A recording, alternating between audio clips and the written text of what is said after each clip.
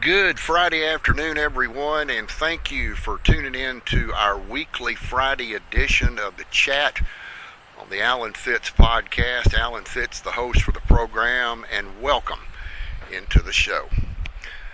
I've got a guest on the podcast for this afternoon. His name is Sergeant Micheal Brown, and he's going to tell us a little bit about a Facebook page that he is promoting and tell us some stories about his time over in Iraq and also on the United States-Mexico border. He's got some interesting stories to tell, so I'm going to go ahead and introduce him again. It's Sergeant Micheal Brown. Good afternoon, sir. Good afternoon. Good afternoon to the listening audience. It's about like this. Okay, this is about couple times we did this interview due to some weather problems up here, so yep, you can keep that. Basically, I'm retired military, 100% VA. Served for 20 plus, let's just say that, depending on which payroll system gets hold of it. Grew up in Lindale, Texas. Born in Mineola, Texas. We're currently in Lindale, Texas, doing this interview. Sir, went to base it in Fort Leonard Wood, Missouri, which kind of interesting place to go if you wanted to. Truman, look up Truman's history on that. He had a lot to do. It was called Camp Leonard Wood when he was up there. Actually helped propelled him to the presidency or the vice presidency, a committee there, and then went to Petersburg, Virginia, which you got a chance to go see Virginia. It's a nice place because the fort was actually a little bitty fort, but I actually got to see where they ended the Civil War in a courthouse just like 5 miles outside of the post there. It was interesting. Served with 3rd Armored Cavalry Regiment, my first tour, regular Army. I was also a guard. I worked for y'all, the Texas people, directly. And it's interesting the whole time. Third ACR was my first unit. That's where George Patton made his lieutenant colonel and his colonel. Interesting fact on them, during World War II, they was called the 1st Mounted Rifle Brigade, a mechanized unit, and they actually called them Patton's Ghost Troops because every time they got ready to attack them, they figure out how many miles they could get in sleep. Well, the regiment or the brigade wouldn't do that. They just keep on trucking, putting people inside the truck, keep going forward. So they called them ghost troops because they couldn't find them when they got ready to attack, which is a pretty good tactic, I gotta admit. Stayed in the National Guard, did Katrina and Rita, all this. That's interesting. If we got time, we'll get into that. But first tour, but y'all probably want to find out about Iraq. Not many people get a chance to go over there, and that was really interesting. Iraq sits right in the middle of the sandbox. Temperature range anything from 60 at night down to up to 120 plus. It's hard. It depends on where you're at there. Constant over 600 terrorist groups there, organized resistance, all this. That's kind of the place I was at where the Tigris and Euphrates come together and it formed one river, and we was holding a peninsula down there. The name of that is Camp Taji. It's about 30-something miles, 30 plus or something out of Baghdad, just a little, let's see, I believe it'd be northeast, no, it'd be southeast of it on there. And then Babylon was not probably 10 miles away from the ancient city of Babylon, which I was really excited when they did that. I've always been an amateur history buff, but if you don't know about Babylon, look it up. Cedric the Great from the Persian Empire, Persian and Medes, Nimrod, Nebuchadnezzar, and supposedly they found the entire Bible somewhere in that area down there, so they was while we were fighting, they was over trying to find out what's going on with it, and that goes all the way back to Genesis to King Nimrod. That was a king's name, by the way. Supposedly that's where we got our different languages and that kind of thing. I got a chance to see Ur's actually on the military base over, and I ain't been over since 2009. I was happy to leave the country.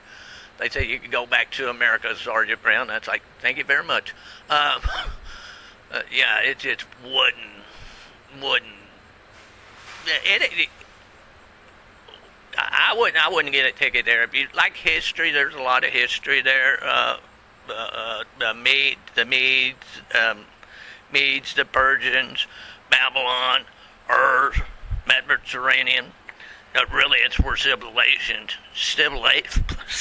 started. So but I read that one of the places I really wanted to go was down to and see where Abraham was born, and we actually looked into it, and there was a tour guide there, and he said, "I'll let you stand in the room supposedly where Abraham was born at," and and Abraham had a special relationship with God. God actually came to him in physical form. He didn't know it.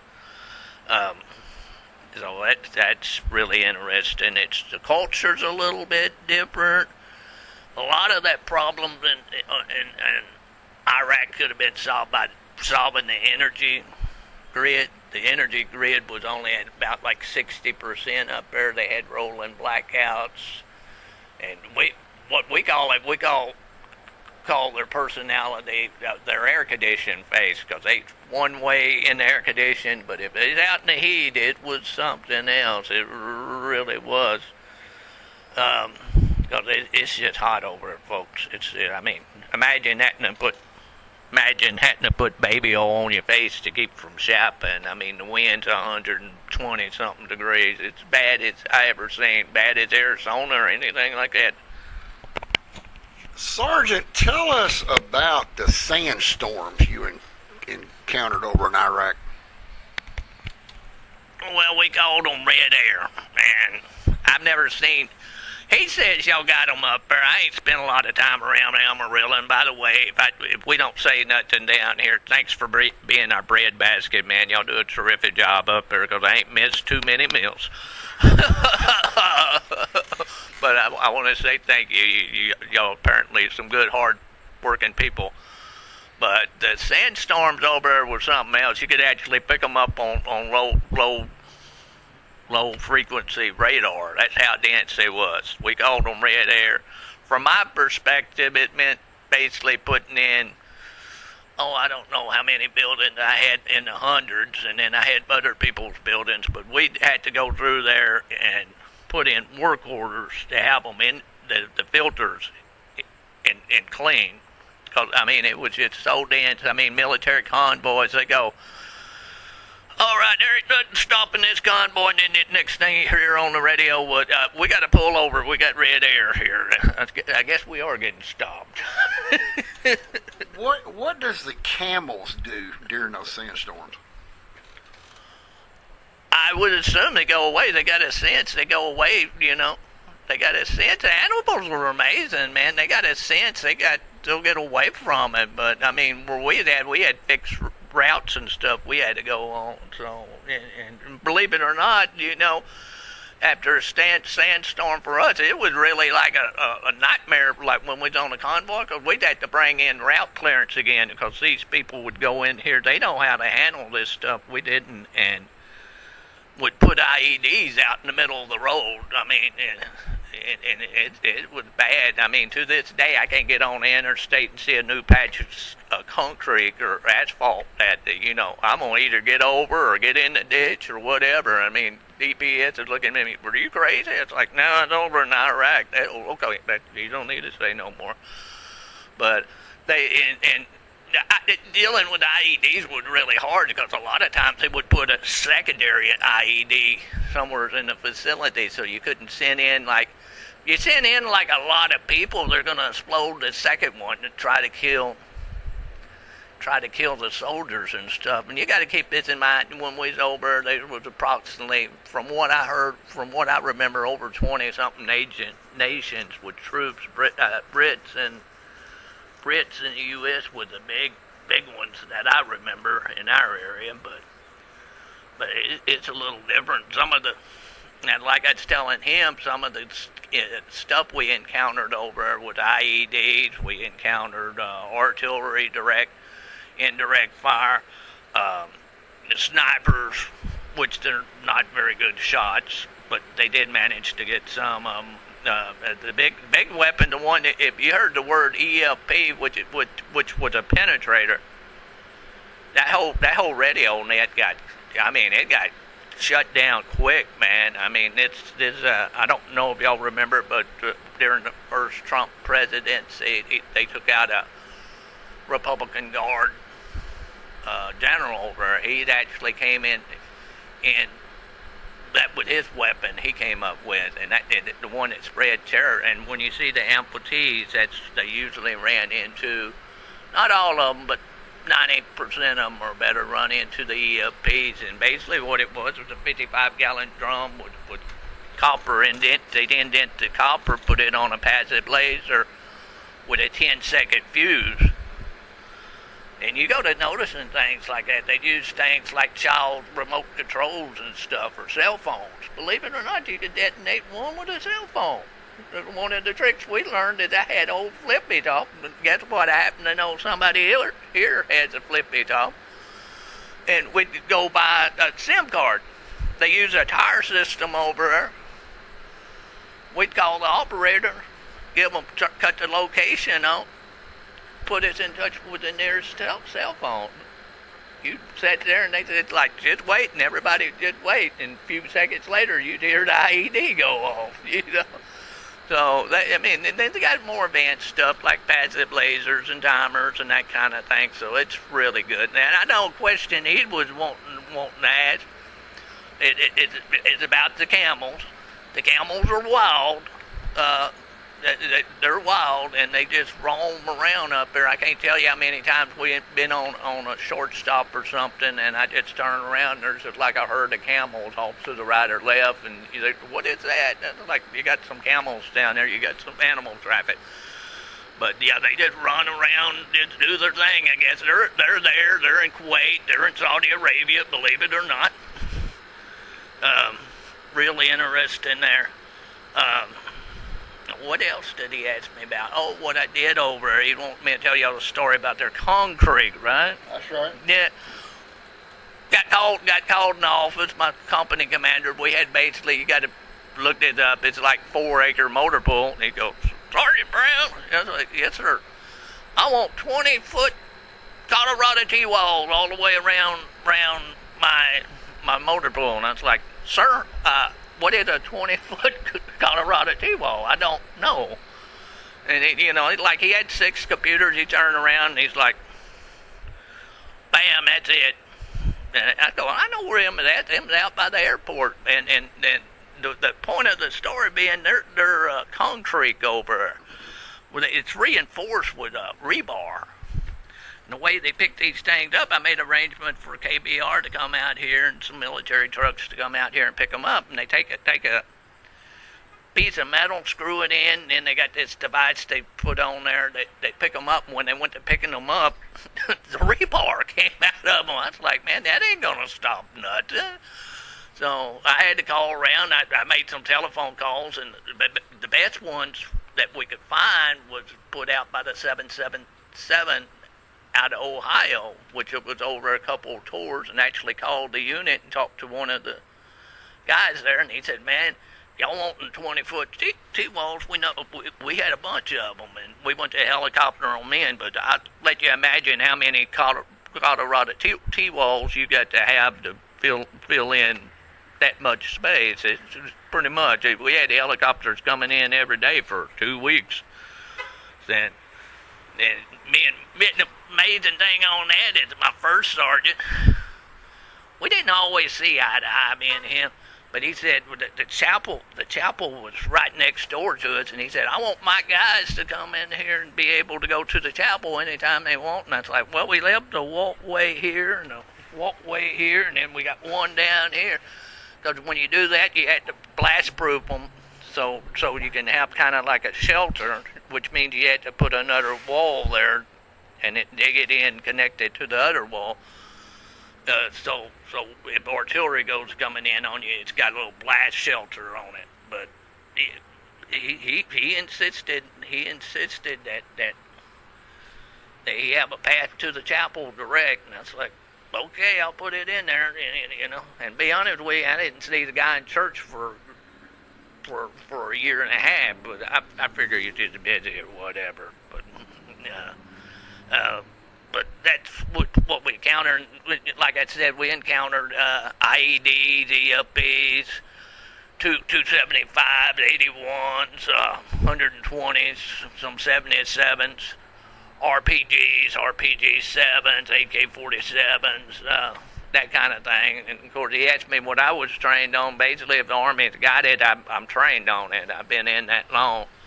But I fired everything, all the 16s, the 60, the 60s now a 240, 50's nice chain gun, Mark Kilo, 203, which 203 made the housing raids a lot easier because you just cock a shell in there and just send it over and blow.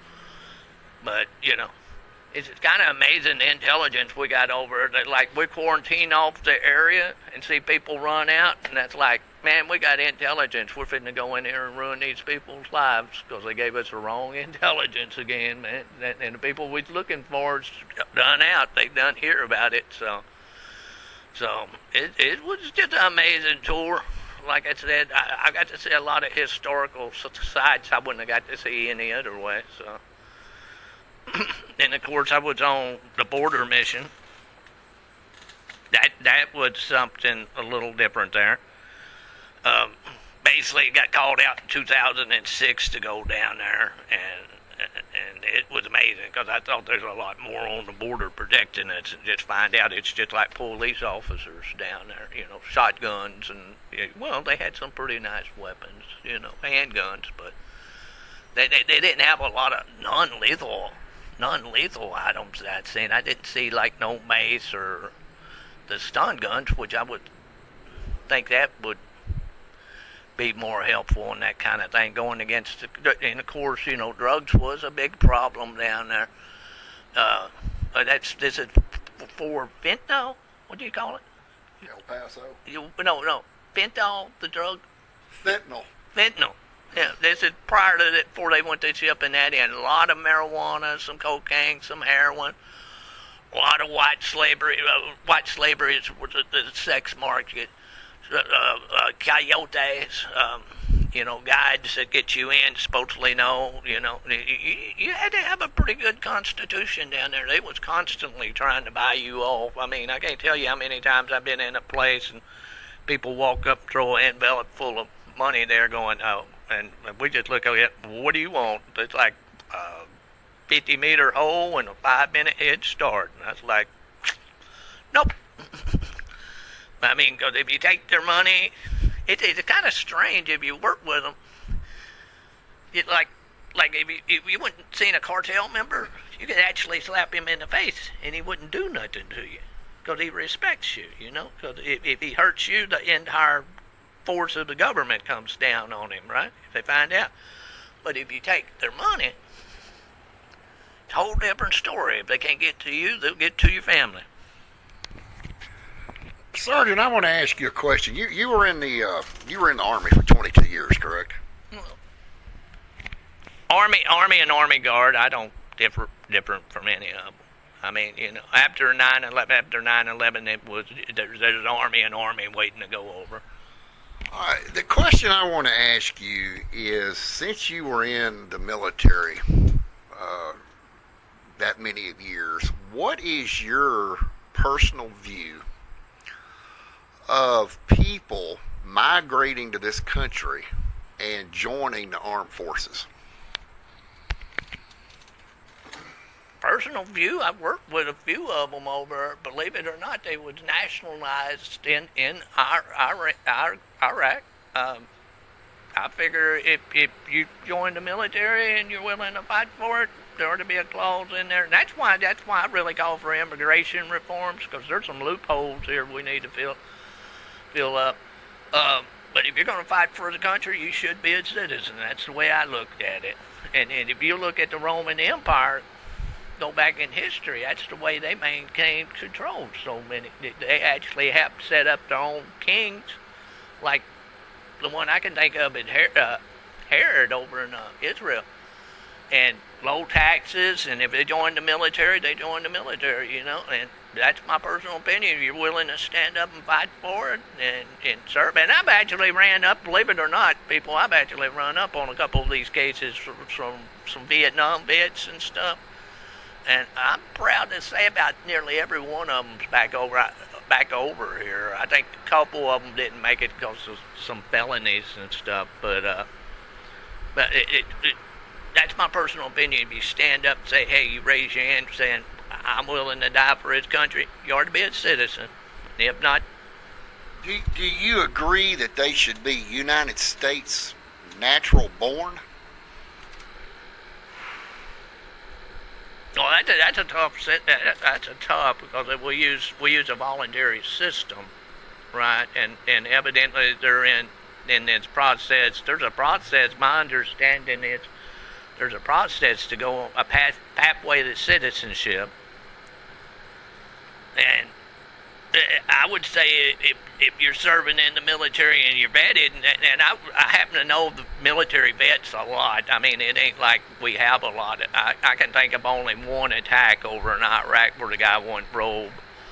He converted to Islam. But if my personal opinion is, and I'll stick to it, if you serve the country, you ought to be a citizen, or have a pathway to citizenship. It should be But I'm one of these. Hey, I don't think Congress, Trump's doing an amazing job down there, but it doesn't. When I was down there, believe it or not, I talked a lot with the Border Patrol, and protecting the border and apprehending illegals was like number 39 on the list. They had like 38 more things to do. So I think the best thing you could do is clarify the laws, and that's what's not missing, It's great, George Bush went down there, what's more presidential and sending out troops on the border, but it ain't, the House is supposed to speak for all of us. I mean, there's 400 and something members there, and they need to get it passed, man. And each state, believe it or not, has 2 senators, and some of these states ain't got much more than 300,000. I think of one state ain't got more than like 300,000 up north. So they don't really need 2 senators, but according to the Constitution, they got it. But I'm one of these. I'm pushing for immigration reform. I don't see it the way they're doing it. If they know anything about knowing what I know about the Hispanic culture, they're not going to come over here and work 20 years and leave their families at the house and that kind of thing. So, you need a compassionate bill, as long as they're paying taxes and that kind of thing, and you can fund it. But immigration's never not a... It's a tough issue, so it's so emotional on both sides. Because you can... Tell us a little bit about your hurricane duty. Well, basically, hurricane duty was... I was pushing Class 7 out of Bartsdale, out around Bartsdale and stuff. That's Class 7 is fuel and army. Bossier City, Louisiana. Bossier City, Louisiana. Traveled all up through there. That's some interesting people down there. I mean, let's face it, people. You got a couple of choices there. You got a Category 5 hurricane coming to you, and you can go north, or B, you can throw a hurricane party. And majority of them went with, we can throw a hurricane party. So it's interesting people. I ain't got a whole bunch to say about them down there. They're kind of crazy. Were you in Iraq when they toppled the statue of Saddam Hussein? No, I think that happened. Let's see, Iraq happened. They went in, when was it? February, wait a minute. February or March of 2003, and that happened early 2003, and that's important that they get rid of them statues, because these people, if they thought they was being watched, they just clam up on you. And you can imagine intelligence operations up there. You're a different color, different. You don't know the cultures as good as they do. It's hard to get intel over there, man. I can't tell you how many raids I've been out on that the people we're supposed to be getting done got hightailed out of there before we got there, or they'd leave when we was setting up. So I wasn't there when they tumbled the statues. Matter of fact, I think I was stationed in Fort Worth for that particular tour. You know, yeah, I remember 2003. That's when Jetson 507 out of El Paso got hit. Yeah, that was kind of amazing. Because I woke up about 1 o'clock at night, and they finally released it. Hey, we got them out, and it's sad. The little girl got killed over and all that, but you know, that kind of thing happens in war, I guess. Next question. All right, tell us a little bit. Go into more detail about your border operations there at El Paso. Well, basically, what we did in the border operation is we'd be a forward or server, if you will. Basically, we'd pick them up. We could see over into the Mexican line. I can't go into the kind of equipment we use. It's classified, but we do that. Anticipate where they're going to come through. Use the radio to get people into place over there.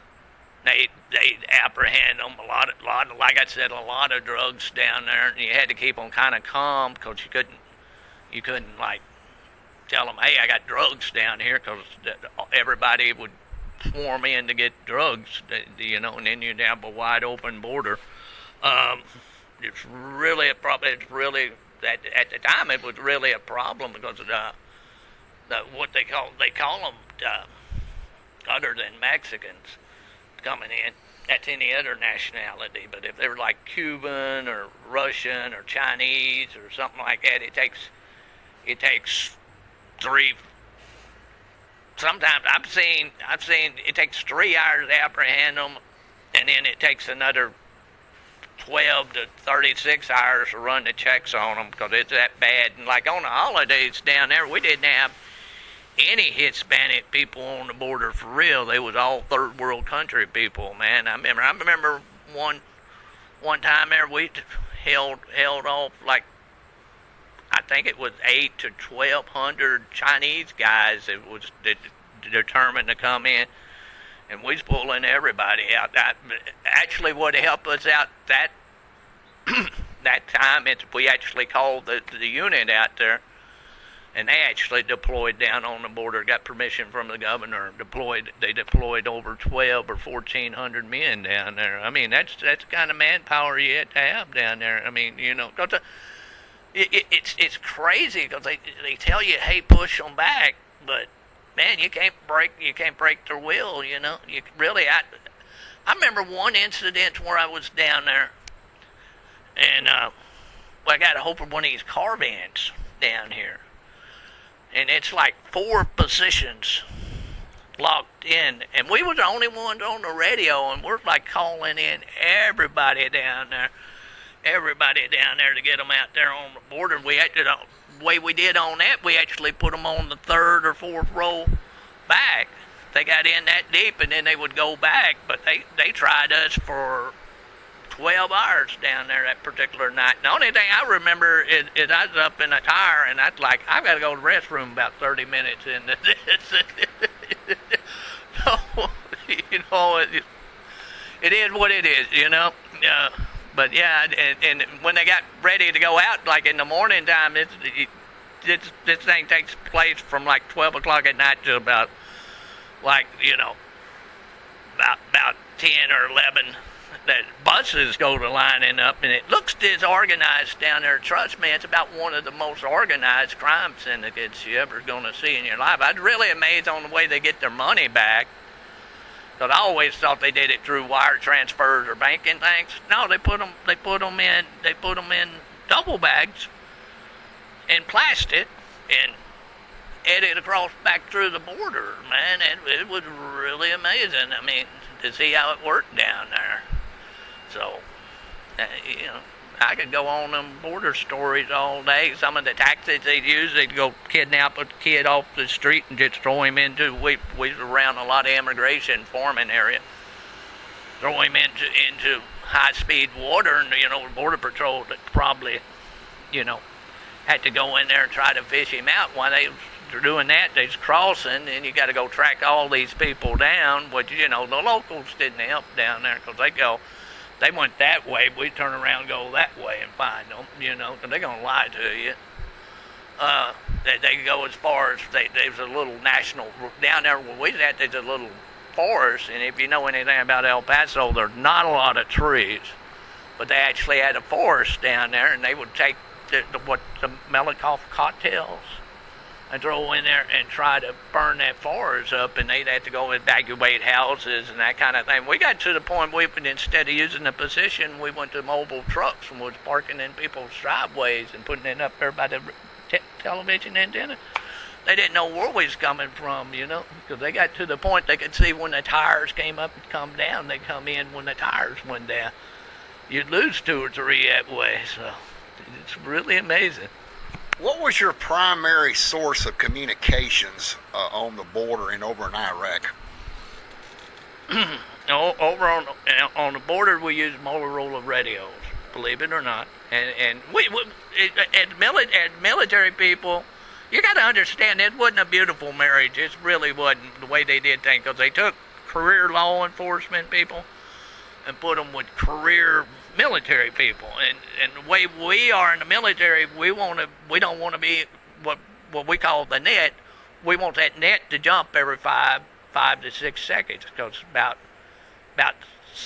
6 to 12 they can triangulate your position, so we want it to jump every 6 seconds or so, and the law enforcement people, they thought it wasn't about like, hey, we go out and we hunt them down, take them out. It was, hey, we go out and apprehend them. So that wasn't a real beautiful marriage down there. It's totally different from anything I ever seen.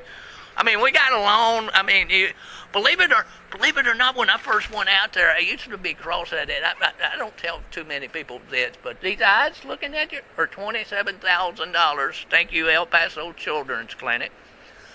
And they go out there. I got something called lazy eye syndrome. Well, you don't see me drive at night a whole bunch. Because if there's movement there, my eyes go to the movement.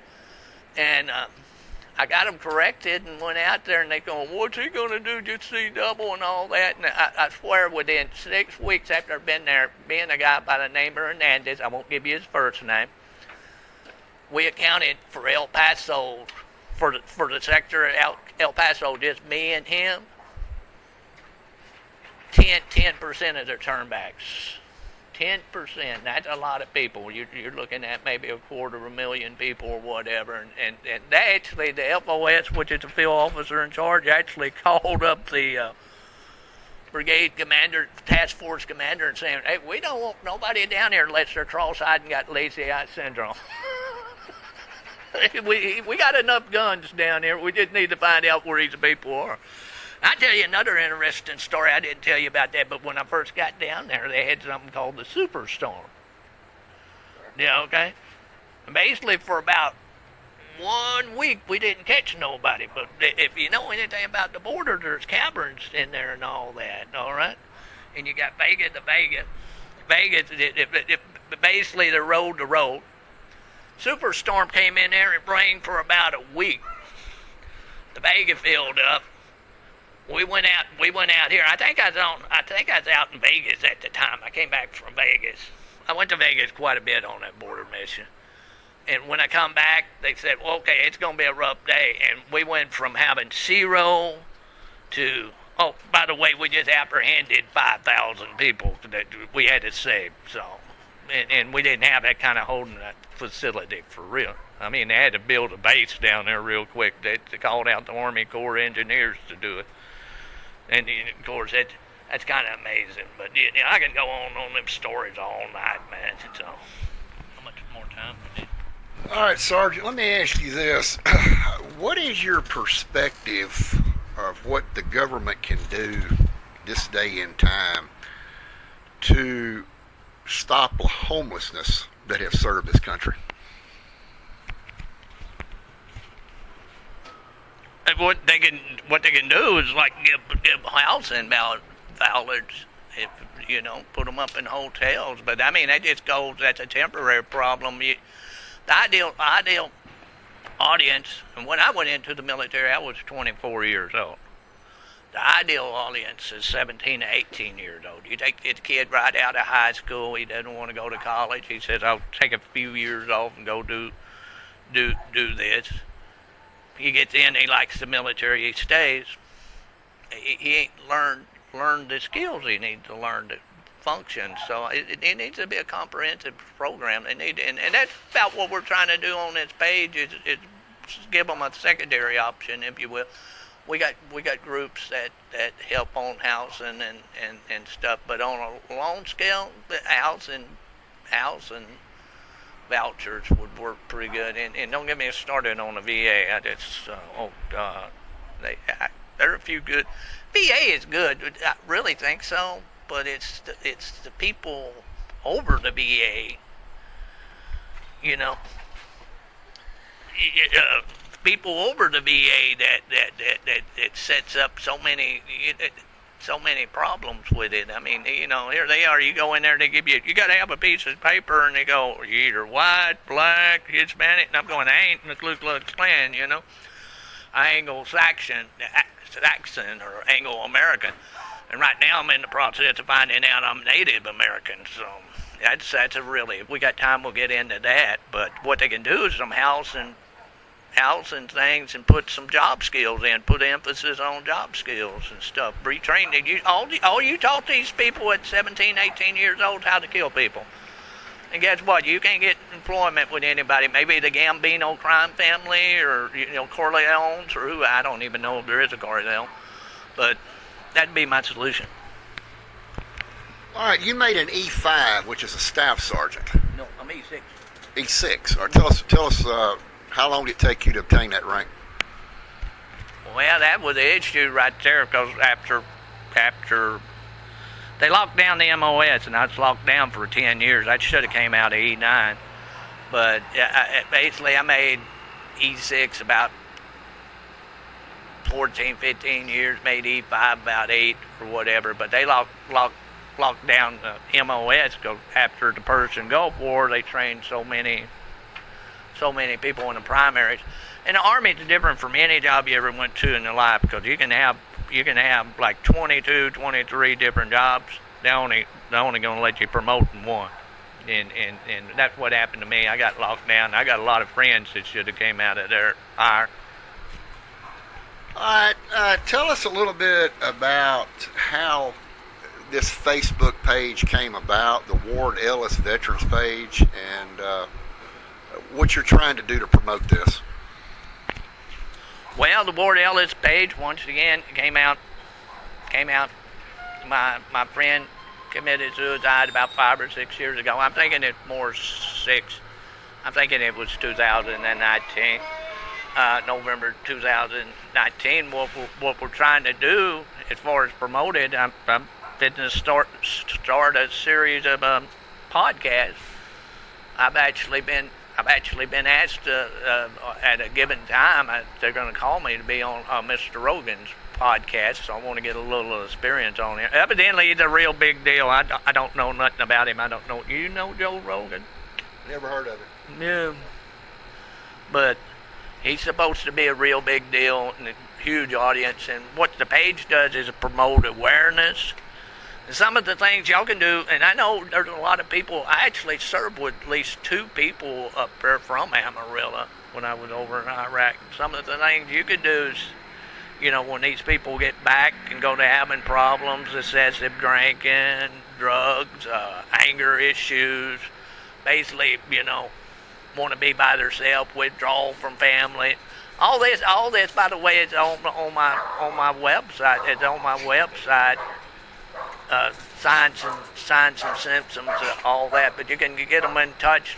What I tell everybody is that y'all ain't got a good preacher. I mean, it's counseling. It ain't the best counseling in the world, but it's counseling, and they got resources there. But when you deal with post-traumatic stress disorder, basically what you do, it's like having an old VCR tape. You get in fight or flight mode, and they just go right to fight, and it causes problems. I mean, it causes problems a lot. Does this also help the veterans that are shell-shocked? Shell-shocked is PTSD. They didn't have another word for it. And believe it or not, they're trying to get rid of it. They're saying, "Hey, we're out of the woods and that kind of thing," and they got some programs going on. But I don't know. I don't know on that. So they're claiming that PTSD actually comes through because we use a depleted in our tanks and artillery. We use a depleted uranium round. It gives off radioactive waves or whatever. And they're claiming PTSD is tied to that. I don't know. Y'all happen to have Amarillo happens to have a real good congressman up there, by the way, Ronnie Jackson. I'm not supposed to endorse anybody, but when y'all see that name, y'all vote for that name. He's a real good one. He's a retired admiral and was nominated for Surgeon General. And I talked to his office. Believe it or not, I'm all the way down here on the east side of Texas, and I call and talk to his office. He's got a beautiful staff up there, But Ronnie Jackson, the Ward Ellis page will go on record as supporting his re-election campaign. So, if he's running again, I think he will. That shell shot and PTSD is the same thing. And the whole basic idea was I went through Facebook and I said, well, these guys can't get no help and all that. I was like, it's crazy. Everywhere I went, I saw veterans. But the ideal is to bring everybody together, get everybody on the same page, get with the VA. The primary thing on the troops is the VA, but it's a little different. The VA pays, so it's to get the benefits and stuff. But believe it or not, I actually think you could spend less money and get better results on PTSD and that kind of thing if it's handled right. Believe it or not. You had mentioned earlier when you started about this about heavy drinking and staying drunk. Is there help programs for that? Yeah, AA. My page is actually hooked up with AA, the local AAs up here, and the VA's actually got an interesting way they'll deal with it, which is if they think you're drinking, they'll give you a drug that when you drink alcohol makes you throw up I don't want to be gross. Makes you throw up or not want it. There's actually programs like that, and then we're hooked up with NA too, which is narcotics abuse is associated with it. And when you get into the homelessness too, that a lot of problems is that they throw the resources to drinking and that kind of thing. I'm actually sponsored by Harvest Acres Baptist Church. They call it outreach ministry. And me and one of the guys had that, and I said, well, we need to do something about the homeless. And he said, well, some of them homeless is not wanting to come in off the street. And I said, you know what? I really want to have the conversation with them. So, and I can tell you, in Tyler, Texas, they're getting ready. The local V-Rock up here is a place called the Green Zone, by the Andrews Center. They're getting ready to bring 400 to 500 groups together. And that's one of the things we're looking at is going in and buying an apartment complex and go to getting some people, because they just get wrong. And when y'all go to this place, if I can ask the favor, we're looking to cross over into the young adult and teens. And the reason we want to do that is it's the futures, it's the teenagers and stuff. They're going to be the future leaders. And it brings a lot of exposure to us. It brings us the biggest audience and that kind of thing. So if y'all know somebody, hit me up on the page, send me a telephone number. And that page, once again, is Ward Ellis Veterans page, not Facebook page. It's a Veterans page. But it is on Facebook, and I've also got Real Help for Veterans. It's on there. I've got Babylon Veterans, and then I got the Green Song from Tyler the X's.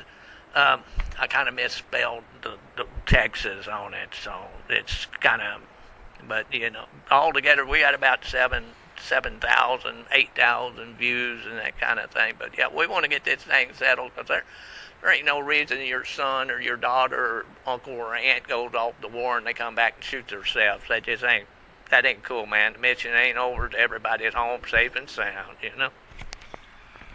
Sergeant, thank you very much for taking the time out of your busy schedule with us here on the podcast. We do appreciate it. And again, thank you for your service. Yeah, not a problem. Like I said, thanks for the food y'all be producing up there. Y'all do a good job. And folks, that will conclude this episode of the chat. Again, thank you for tuning in this week. Alan Fitz, your host for the program. And next week, we are going to be exposing an East Texas school district that apparently is not complying with U.S. DOT regulations for school bus drivers. We'll talk about it on the chat next Friday. Until then, as always, this is Alan Fitz saying, have a great weekend, and bye for now.